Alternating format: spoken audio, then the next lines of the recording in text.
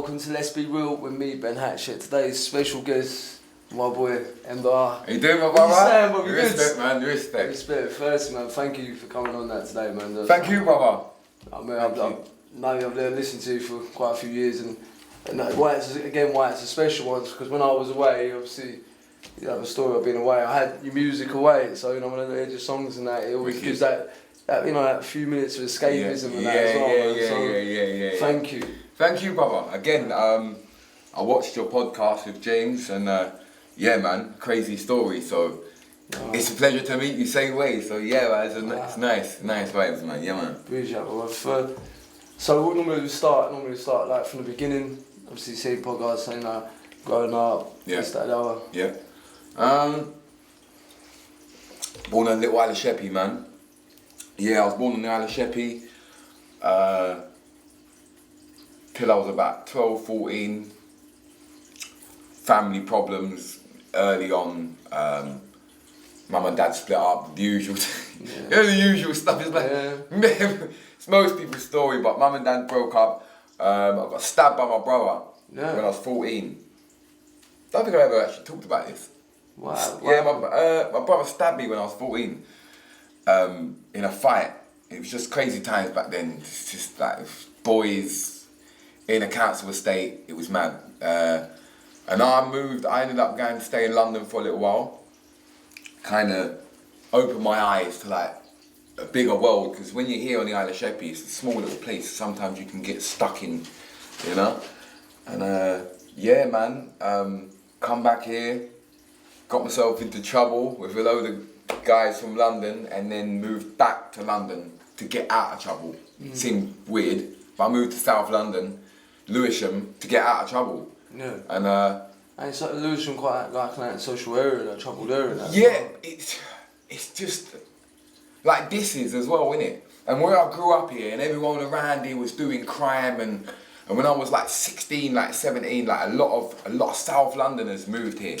So in our group, there was like 1 or 2 people that was even from here. Everyone was from London. We was running around, we was causing mayhem, and it was just crazy. And I ended up moving to London to get away from it. I had a job and stuff there, and even though it's strange, because even though I was with the man them, we never really got into that much trouble. Like, there was a lot of police harassment and stuff. Back then, it was like that. But we never really got it with music, man. Do you know what I mean? So music, like, London kind of saved me, bro. Yeah, it saved me, man. How did the music come about? In London. Because I used to do music early when I was here. Just round on like this next road, I used to do like pirate radio stations, drum and bass, when I was young, like 10. I remember the drum and bass days, Yeah, man. Like, and then later on, about 14, 15, 16, I was in the garage scene a little bit. I used to have like little residencies in the high street. I used to have to stay in the DJ box because I was too young. You get me? Drink Red Bull, but I loved it. I worked with people like MC BT, Jason K, a lot of top names in the garage scene. Then when I kind of left it there, spending some time in the Caribbean, which I'll get to the story too, but when I come back I was DJing for a bit, and when I moved to London, when I was sort of like 18, 19, that's when the music really come out. Obviously I'd done it before and I used to write and stuff, but it was more like taking people's lyrics and remixing them, and it was just like a bit of fun. And when I got to London, the guys that I met, they had like a group called Dark Element. And I was like, wow, man, these guys are like these like proper artists, like these are actually recording songs, to get on radio. Like, I was looking up to them, man, at that point, and saying, wow. So that's when they was like, wow, you got lyrics, and I, done a little thing. They said, wow, like, yeah, you're quite hard, And then I just changed my style from like that garage drum and bass flow to like grime, because grime was emerging. That's when grime was like just breaking, just there. I was there. Yeah. I was there, I've been there the whole way through, from when it was garage and then Roll Deep started coming, shutting down raves, the whole sound change with Wiley and Esky. I was there, I witnessed the whole thing. So when grime was starting, I was there with JME. When everyone was starting, we was on the road, same way. You know what I mean? There was like certain people that know me from that era, that people in this industry now in 2020 wouldn't realise that them man really even know me. Like New Brand Flex, like enough artists like that, Bushkin and like Heartless Crew, them people like that know man from back then. So it's like, yeah, it was a bit. That's when I changed to grime and stuff, and like, but I've always had this like reggae dancehall love in me. So even when I was doing grime in London, like certain times I would take a reggae beat and just rap over it in English.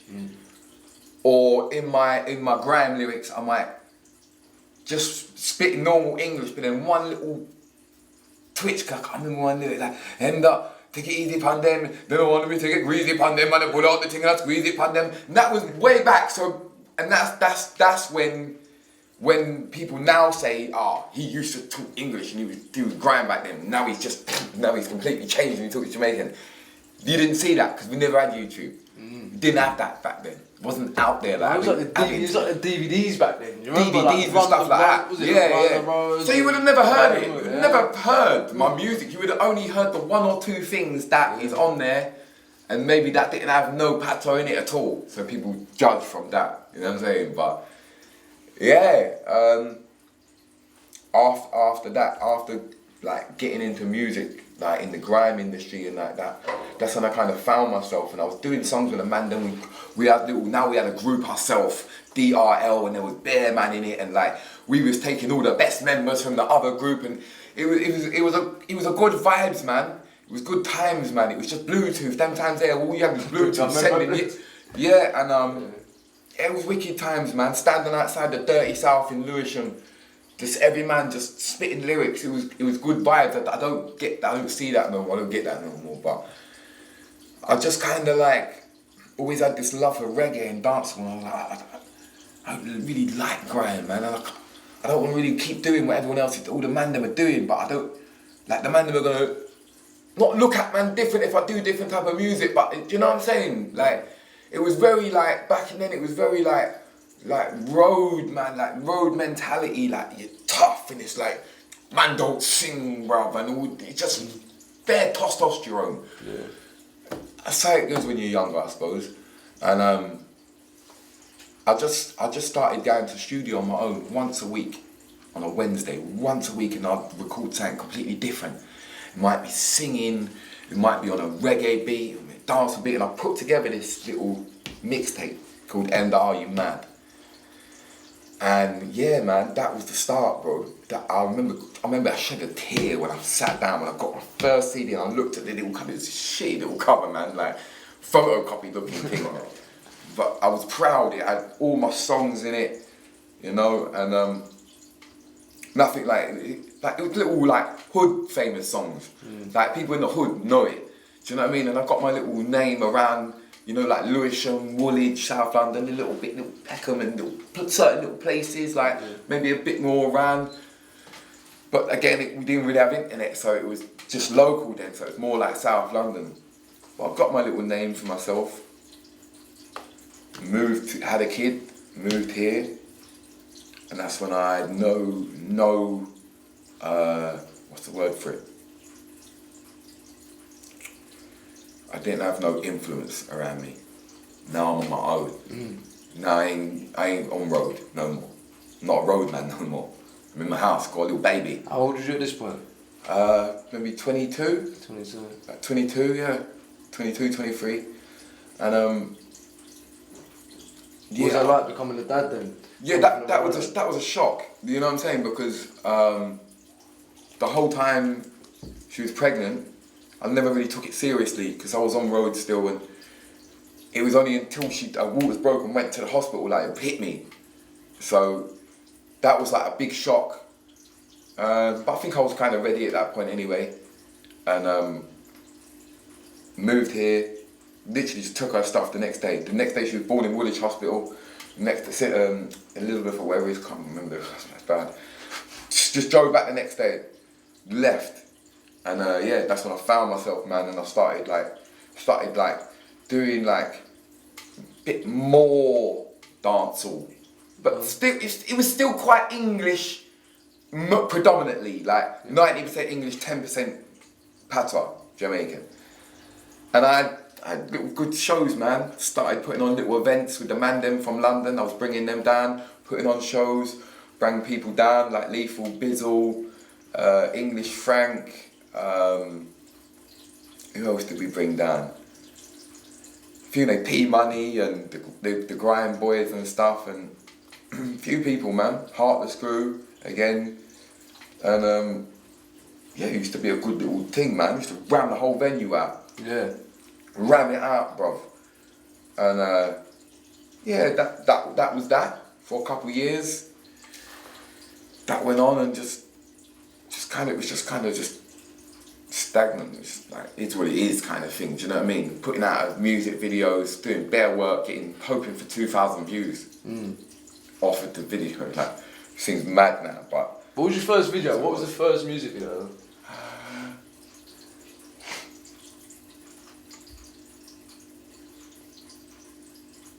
I can't remember.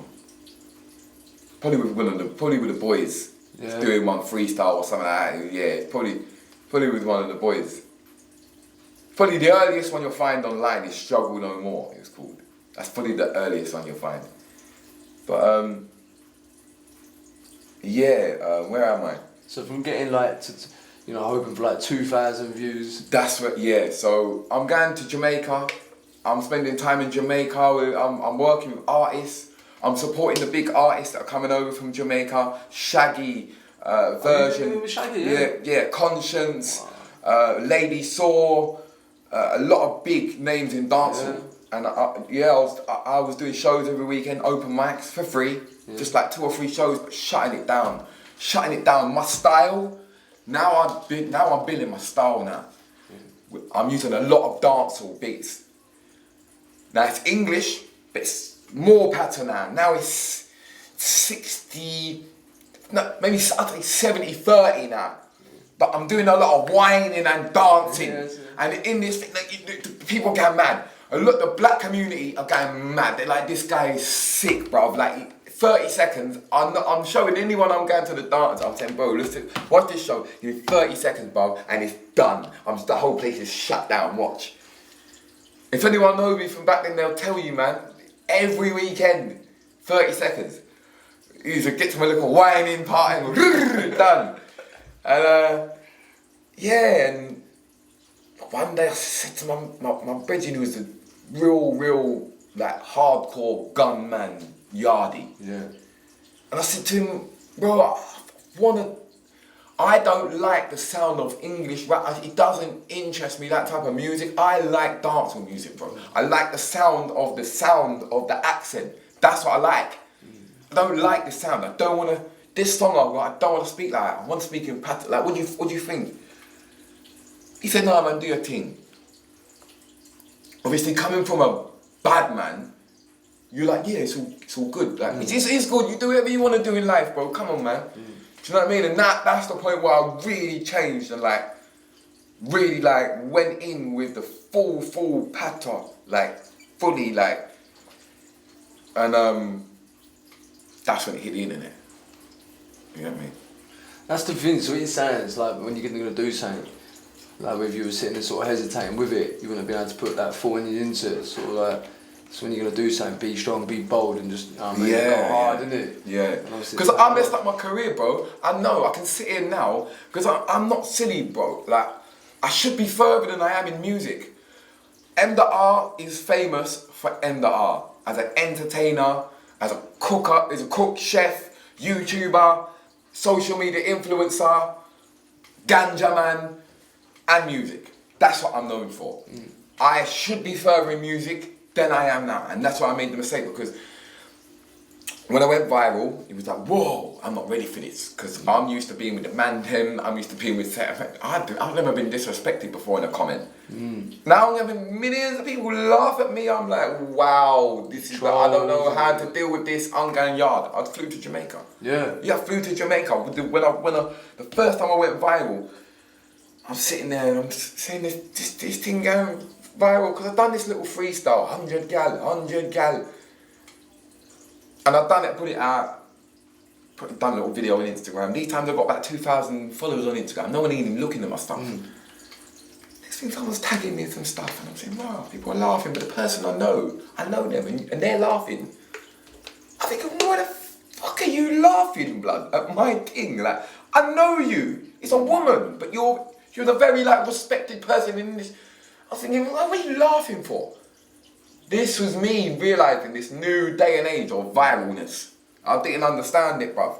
I didn't get it, I didn't like it. Went to Jamaica, 3 days afterwards, stayed in my bed for about 2 days, couldn't handle it. I was like, just tried not to look at it, not looking at any comments. Didn't want no one to post it. Uni lad was on to me. Oh, can we post it? I'm saying, no. Don't want it, don't want no more views on it.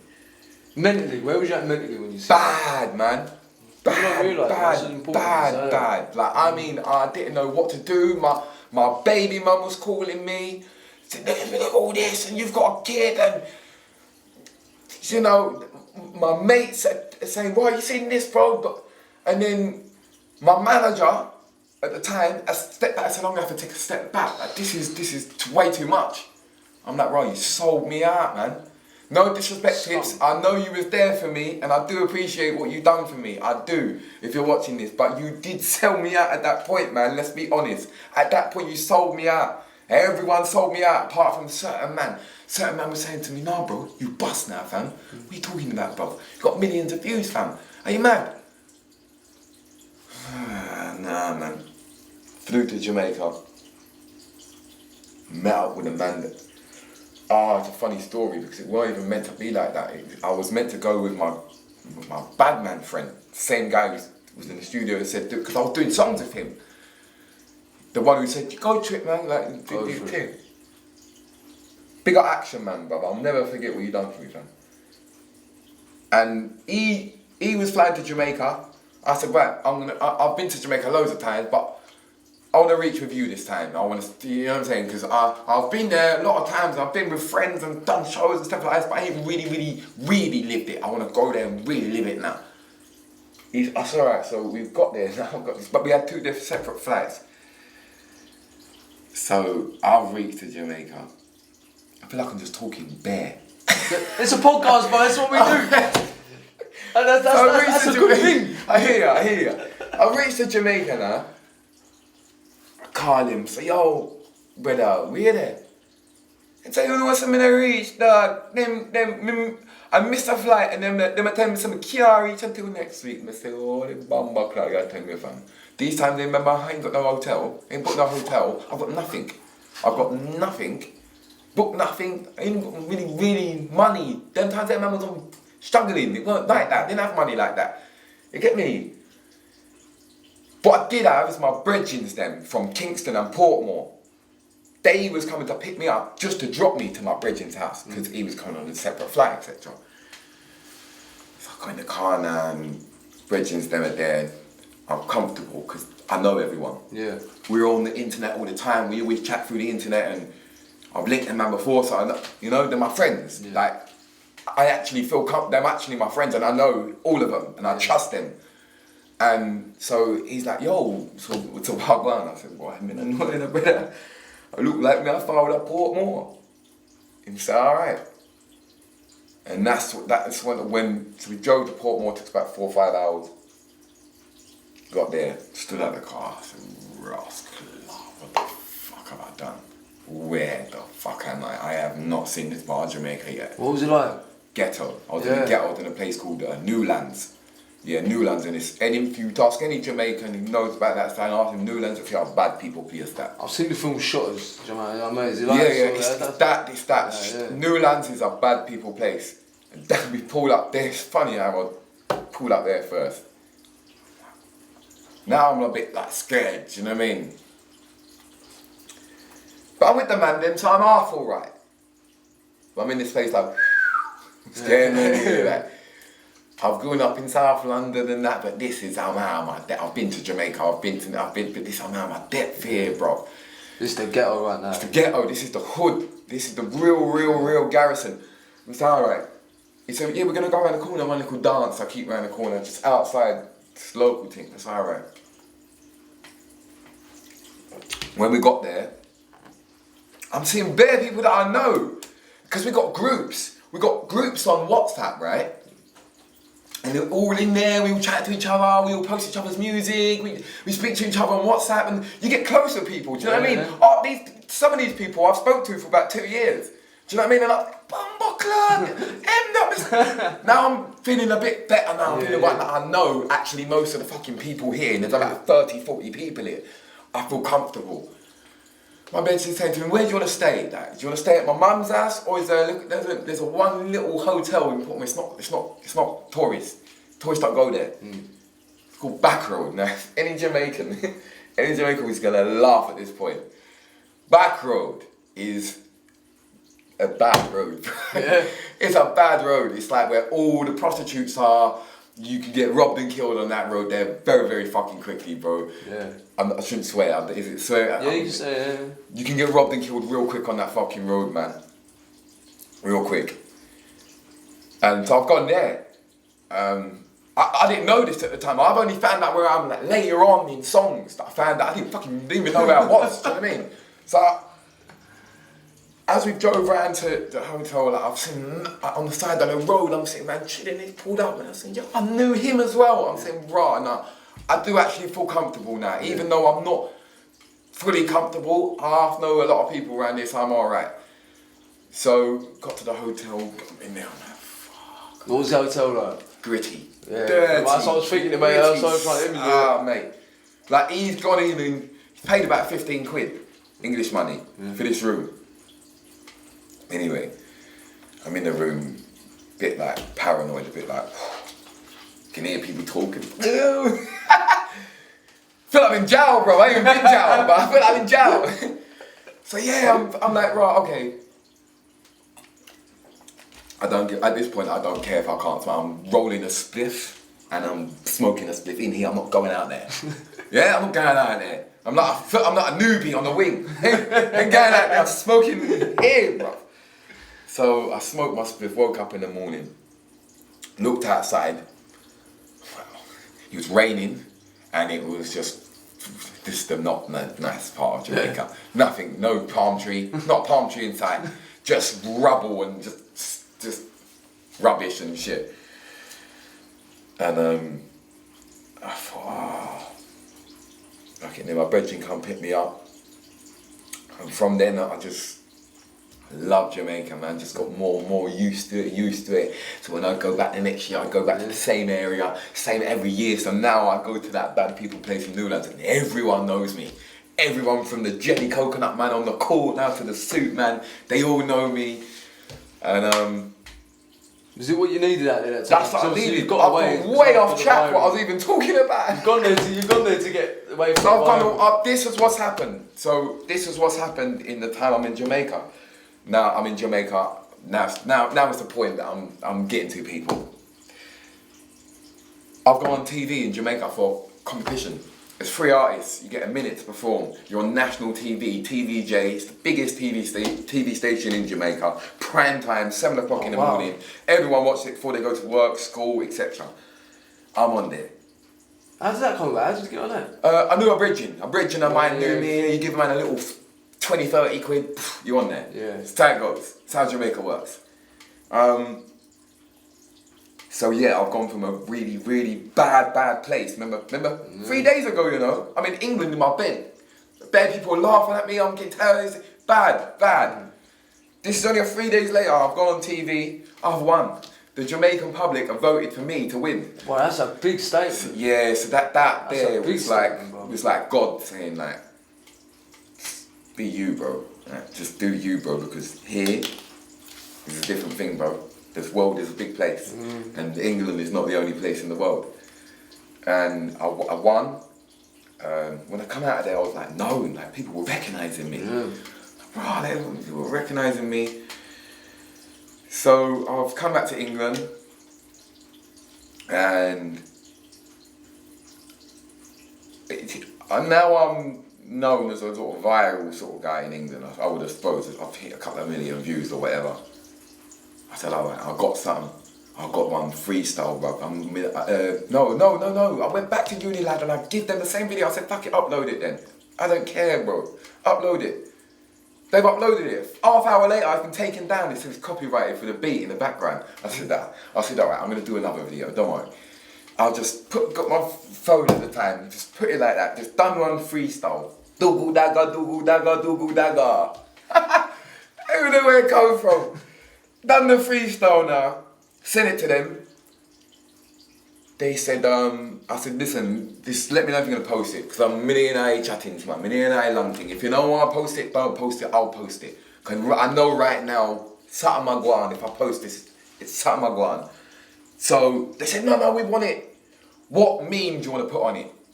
So we chose a meme. I think it was the first time we listened to Shaggy, which worked well, because I already had a show supporting Shaggy. A few months later, I thought that one would work well.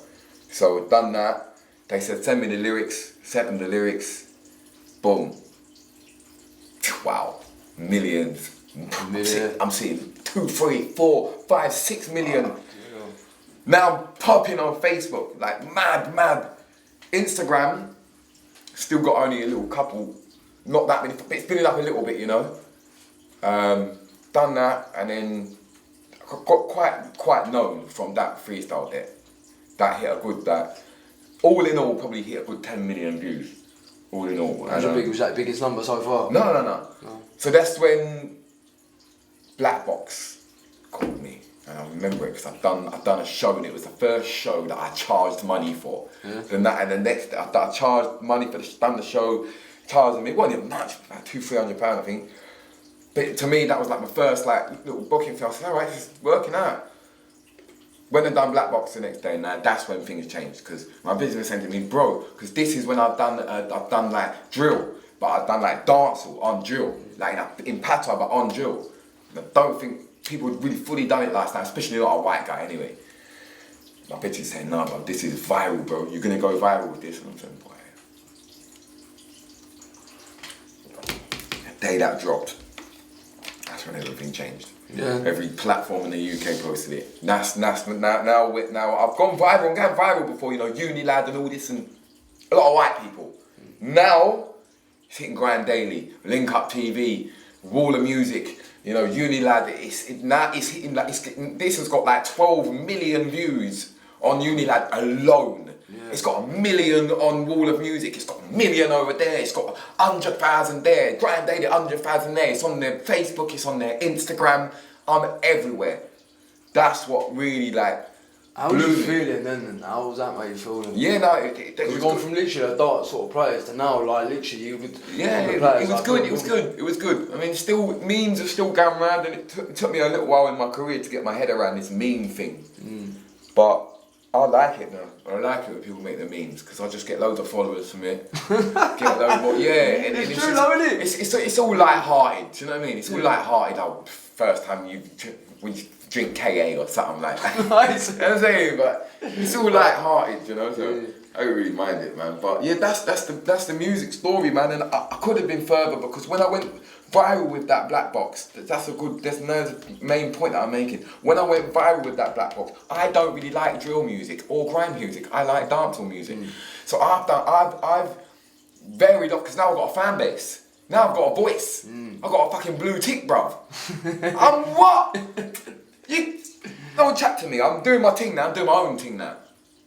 And I just done whatever I wanted, and it didn't work. I've done a whole EP of just girl songs, reggae songs, bit of this, bit of that, it was a big experiment. The whole thing was an experiment. Didn't really work, man.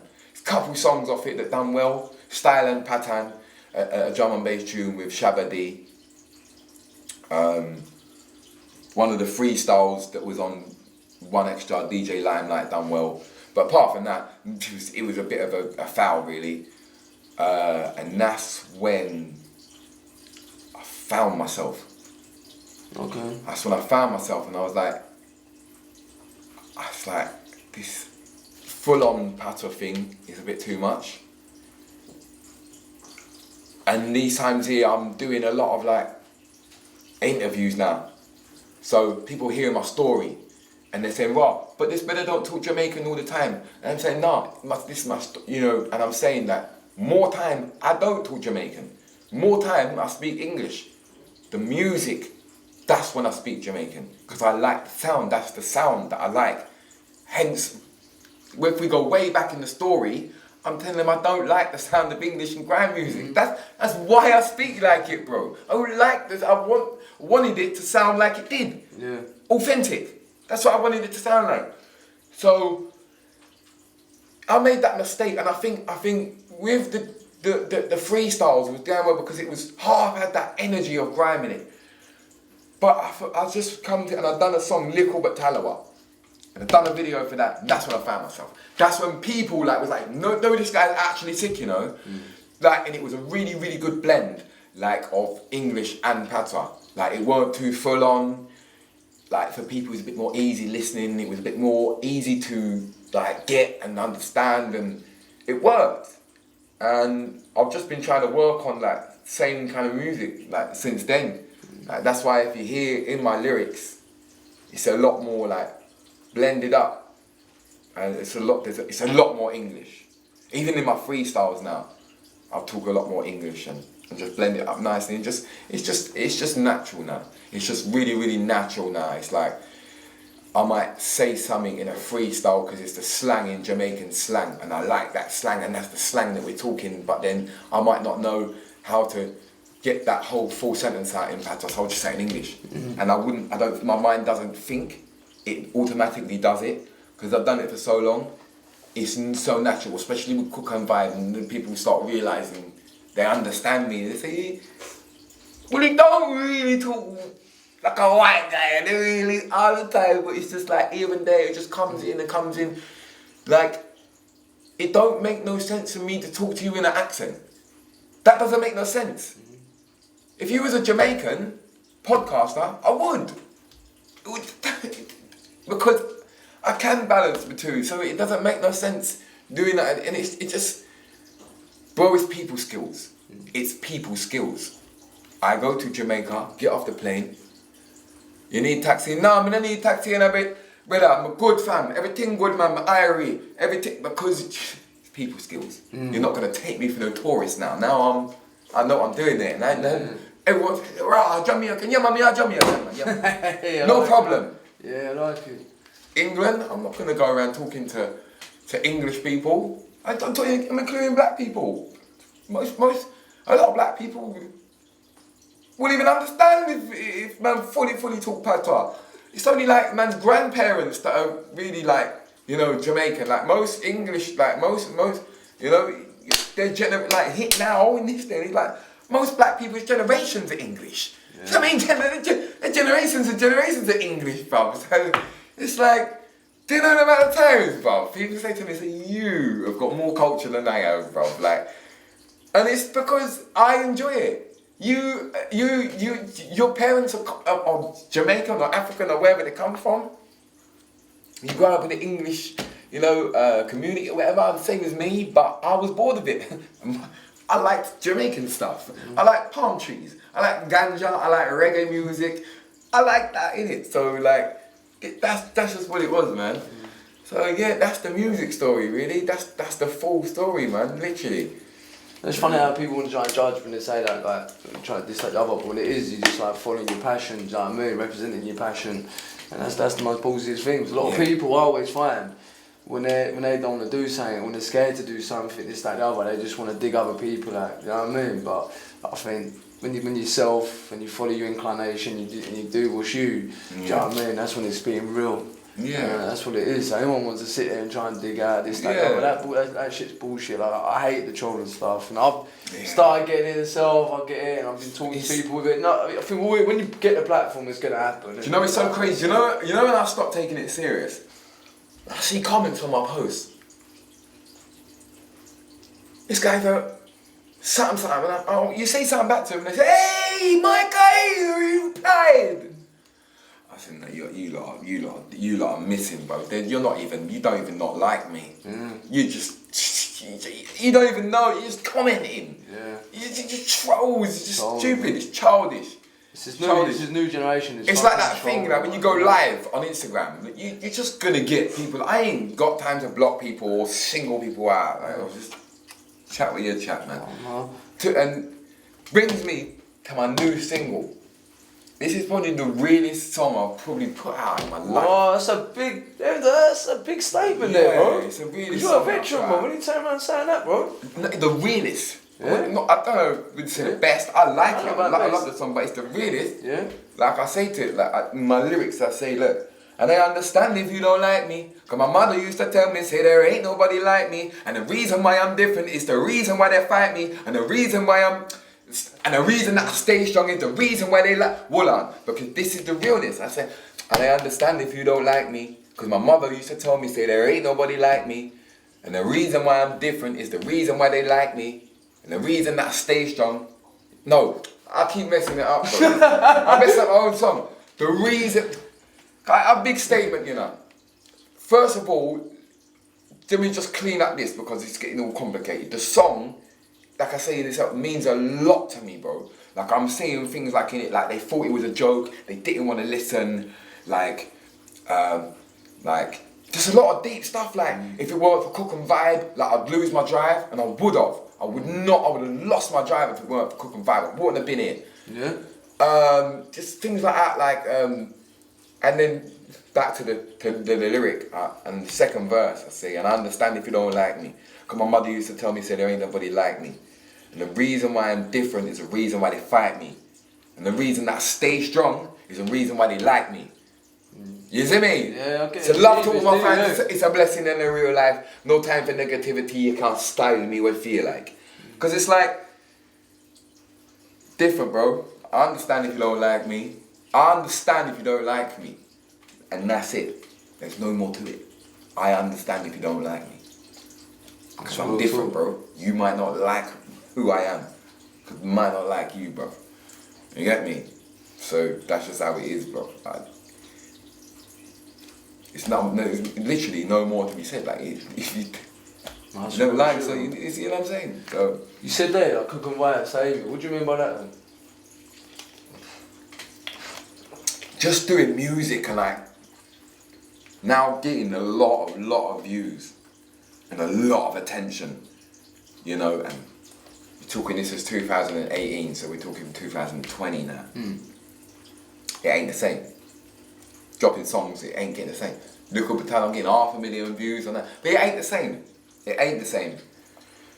And it's like, just disheartened a bit, I suppose, from it, just like just natural in it, I suppose, man. Wish I was further, like, disheartened in it, and then just the Cook and Vibe thing just kept me going, man, because it kept me in the public eye every week, for a start, and I enjoy it, because I enjoyed cooking food. It wasn't stressful for me.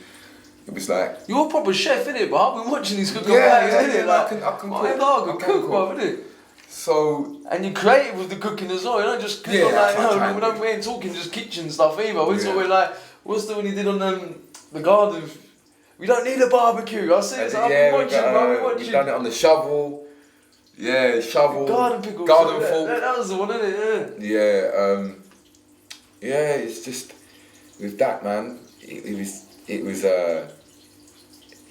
showing a lot of people like it was a different building a different fan base.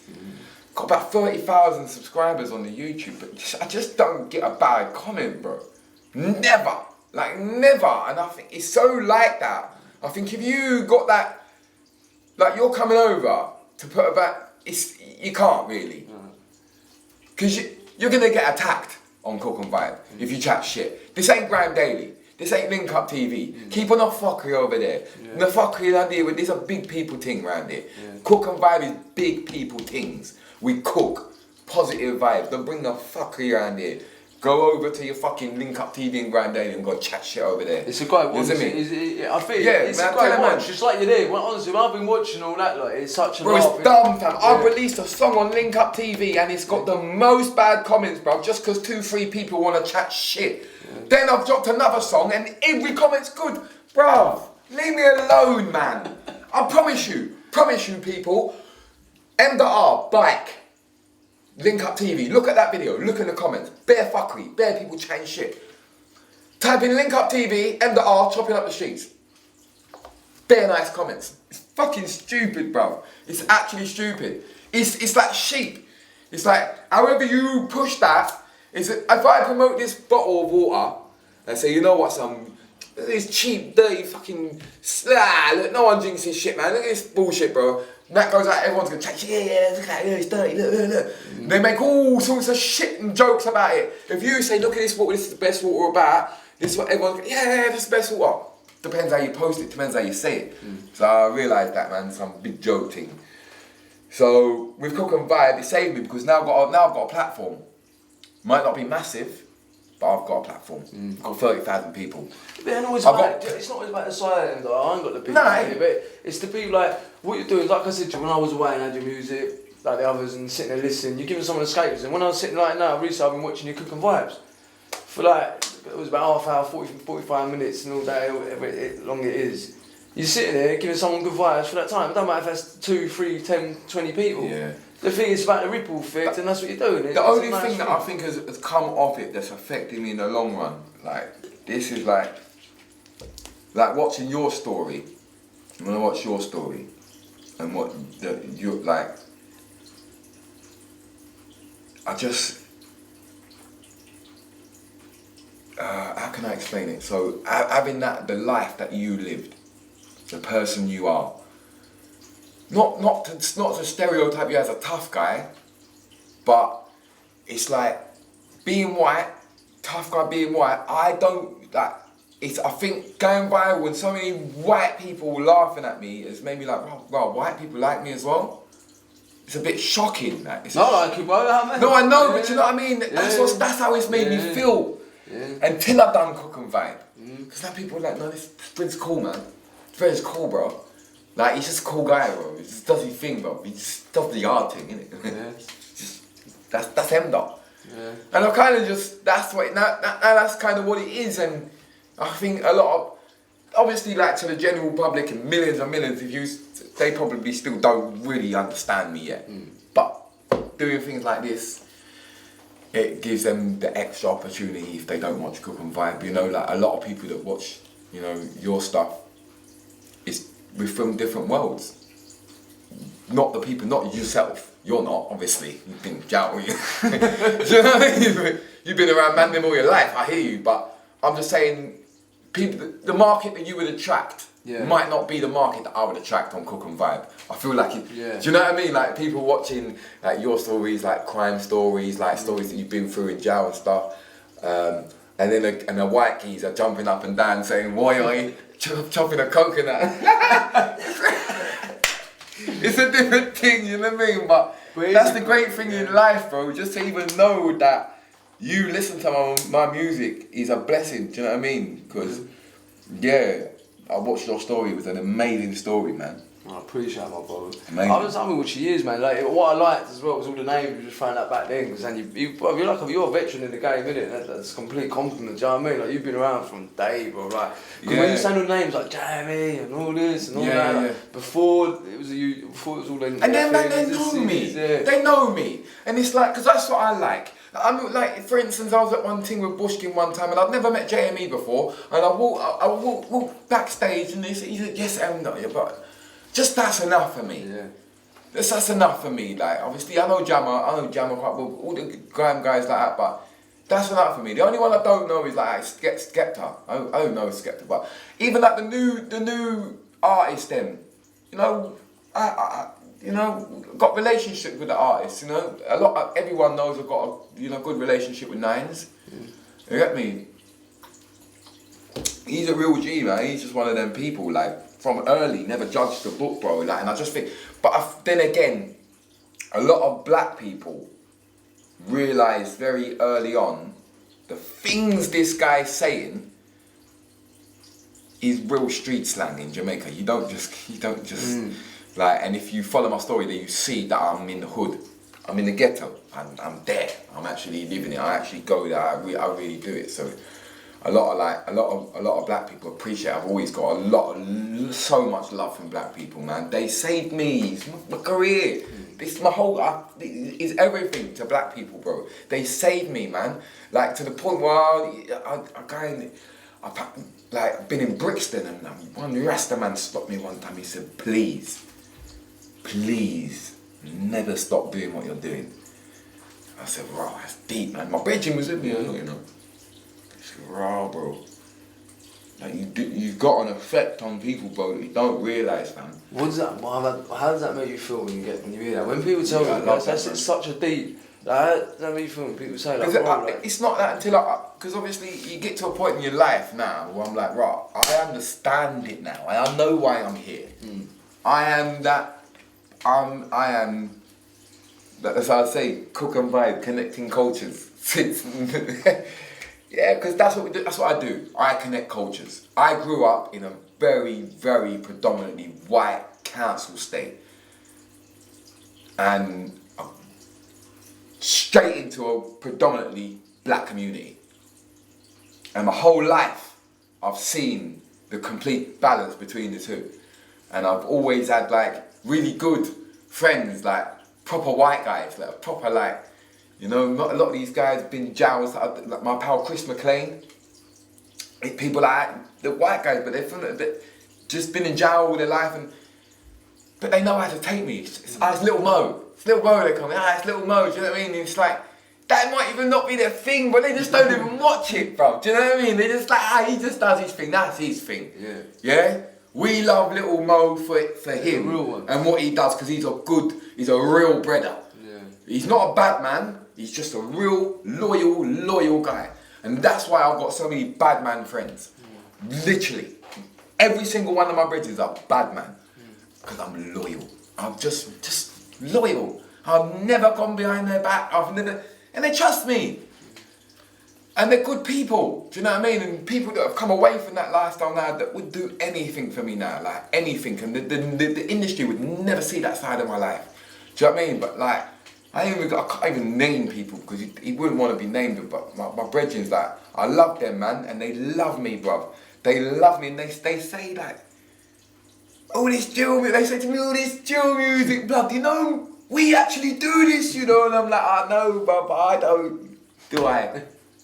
So I'm happy, mate, innit? This was my journey. And they've always like respected me because I've been around the man them and they said, come on, jump on this, man, because we're making money over it, bro. And I'm like, I just want to do music, bro, man. I want to make this I just want to be famous and make money from it, man. And just, so that was my little, and you know what I mean? My pals have helped me, man, money-wise and all that sort of thing, like paying for music videos and helping me along the way and that. But it's just very distant background, yeah.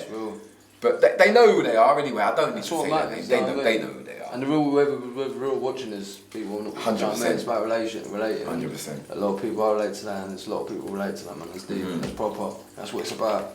Yeah. So that I'm like I say, a lot of my mates that are like not into this world. Like, it's Lil Mo, man. Sendai. You know what was it like meeting Shaggy? That must have been. Didn't really get to meet. I didn't really get to meet him really. But like before, I think that's how a baller that you don't really get to meet, especially if you're supporting someone at a show. They don't meet you when you're supporting them and that, no? And I got them all weed as well, man. Yeah. The first time I met him was before I blew. I was in Notting Hill Carnival. I was with a guy called Tug of War, and we went to one sound system, and Shaggy was on stage with Rave on, spitting, and he was like, come on, man. I said, he slipped up there and he's like, yo. Ghetto thing, back in the day with the ghetto thing, where the man didn't rush on the stage. We didn't rush the stage, but man, I'm on stage and I'm standing right next to Shaggy, you know? Sick. Spliff in my mouth. Fucking, he's on the mic, and I'll touch the mic, so you know, but I'm there with my camera. I was Shaggy, like. Yeah, so that was then Notting Hill Carnival, and then I got a phone call one day to my knowledge, he was just a fan. He's a fan. He lived in Miami. He said, "Oh, I'm playing in the band for Shaggy. I'm the keys in the band for Shaggy." I said, "Oh," he's like, "Yeah, man, we should link up, bro. It'd be wicked to see you, because he's a fan of mine. It'd be wicked to see you while I'm over it." I said, "Yeah, man, I'll come down." He said, "Come down to the show." I said, "All right." I said, like, "Do you want me to perform?" Like, because I didn't even understand. He said, like, "Well, yeah, if you want." Yeah. I said, "All right, cool." So I went down there. Nobody's got no weed. I've got my guys now, so anyway, at the back, O2 Arena, bus, bunning it down. We got cheese, a good cheese. Now Americans don't get cheese, bro. Americans don't get cheese, bro. It's the English thing. Oh my God, cheese, man! It's in blood. It's together and go brother. You get me? Yeah. So, but I didn't really get to meet him, man. He was in the inside bit, and I said wagwan and that, give him a nudge and that, but didn't really have a conversation with him or nothing. So. Still, a massive German sporting up people like Shaggy and that fucking. Yeah. Crazy, man.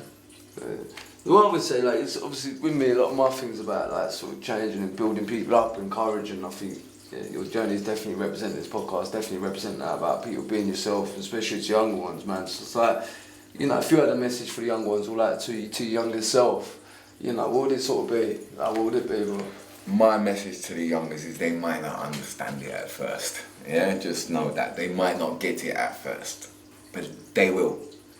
And I say the same thing to my daughter, because my daughter, I noticed her, she's different from her friends.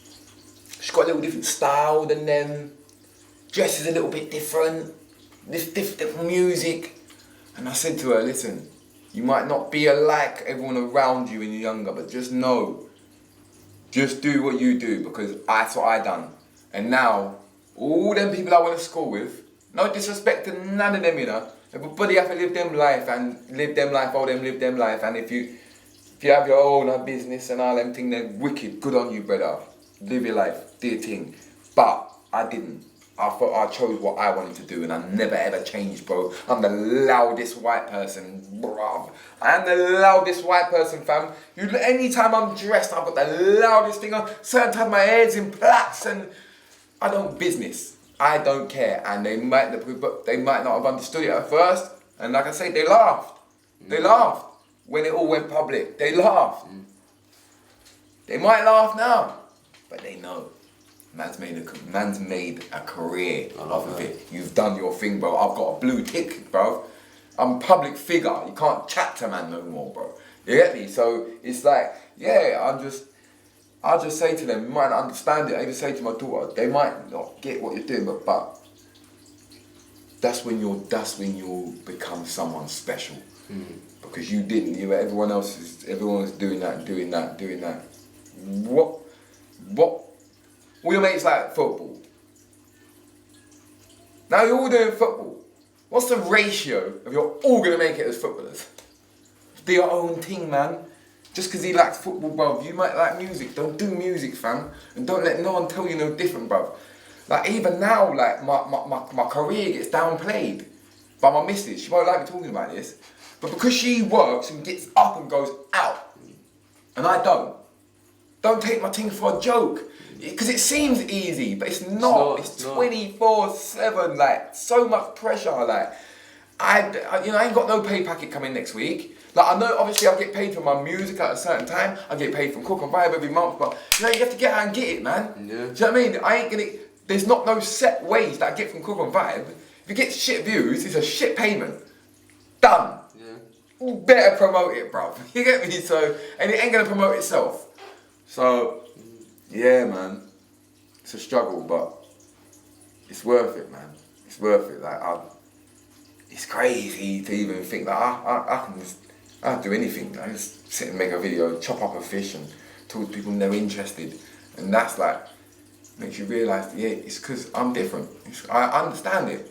I get it. I get even why you might look at me and like, what the fuck? I get it because I'm different, bro. And it's like. Anything you see, any superhero, or not my superhero, but say it's always, You got your costume. You got your personality. I'm just that personality. Do you know what I mean? You're yourself, and that's what matters. I like to think of myself as a Jamaican style. What's his name? What's that brother's name, bro? Does a celebrity juice. Keith Levin. Keith Levin. I'm like a different type of version of him. Do you know what I mean? And hopefully, like in the end, that's what I want to take Cook and Vibe. Yeah. But it's got the right aspects behind it, innit? You know what I mean? It's not a joke, it ain't a joke poem, but you need to go and watch it. I've been hooked in it since like, I was into it, and I really enjoy it. If you ain't seen it, people, man, it's honestly worth a watch. Basically, we get Caribbean food and we cook it in crazy ways. Like it might be jerk chicken underneath the ground, jerk spit roast duck. It could be anything. It's creative. It's Jamaican patty on a car bonnet. Yeah, it's creative, but. Yeah, there's a lot of banter and that behind it. It's all good fun. It's just laugh, but it's funny. not just a good. It's a you know. It's a good watch. I mean, it's enjoyable. You ain't gonna watch it after think, oh shit. You watch it. Enjoy it. Yeah. You know what I mean? You might think, what the fuck, but that might be the reason why you watch it. So. And these drinks, I keep seeing these drinks. Bro, I'm actually. Yeah.